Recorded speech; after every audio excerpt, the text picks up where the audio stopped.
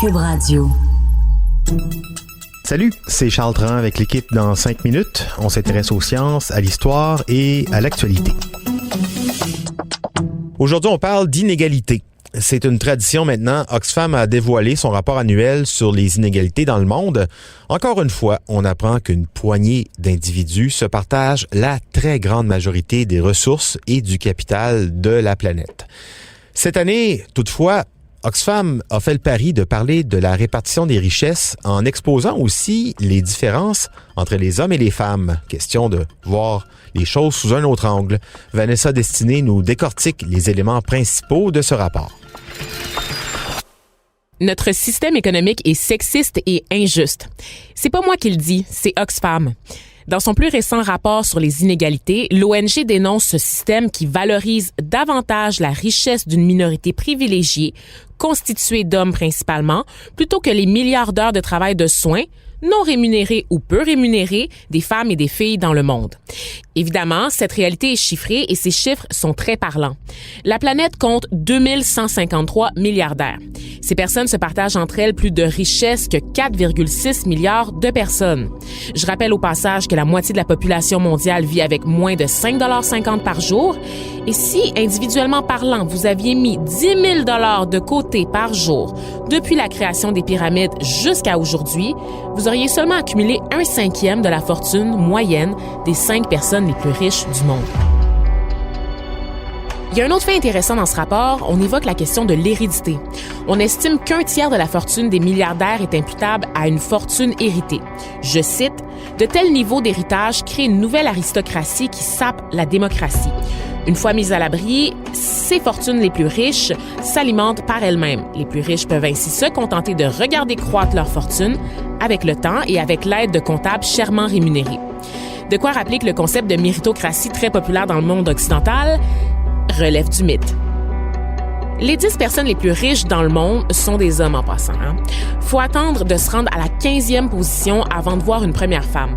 Les hommes de la planète détiennent 50% de richesse de plus que les femmes et la richesse combinée des 22 hommes les plus fortunés du monde est supérieure à celle de l'ensemble de la population féminine de l'Afrique. Est-ce que c'est parce que les femmes travaillent moins? Pas vraiment.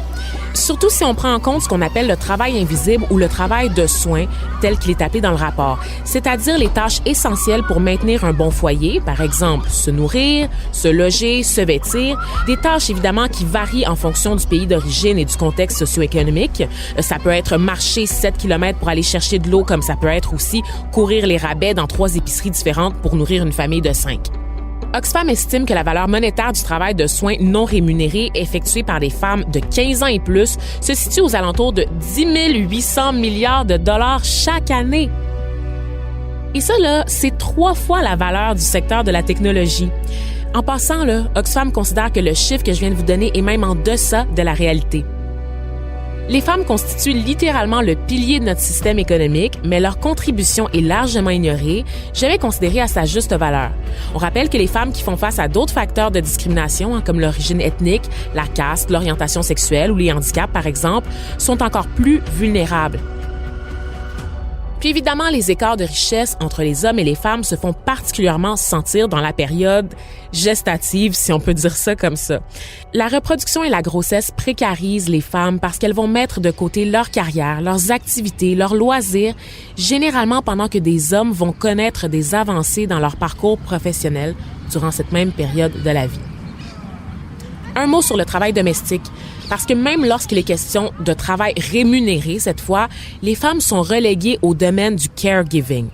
En travaillant dans des écoles, des garderies, des hôpitaux, comme infirmières ou préposées, dans des domaines qui paient en deçà de la valeur du travail effectué et qui parfois n'offrent aucune sécurité sociale. Il y a tout le volet du travail domestique. Il y a 67 millions de travailleurs domestiques dans le monde. 80% sont des femmes. Les perspectives d'avenir sont pas super jojo non plus. D'ici 2030, l'Organisation internationale du travail prévoit qu'il y aura 100 millions de seniors de plus dans le monde.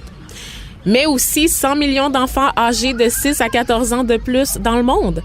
Qui s'occupe des vieux dans la société? Qui s'occupe des enfants dans la société? Poser ces questions, c'est y répondre. Les femmes ne sont malheureusement pas au bout de leur peine.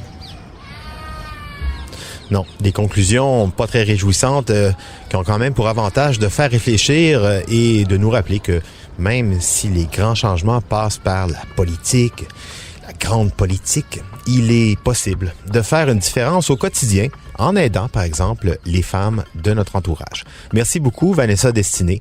C'était en 5 minutes.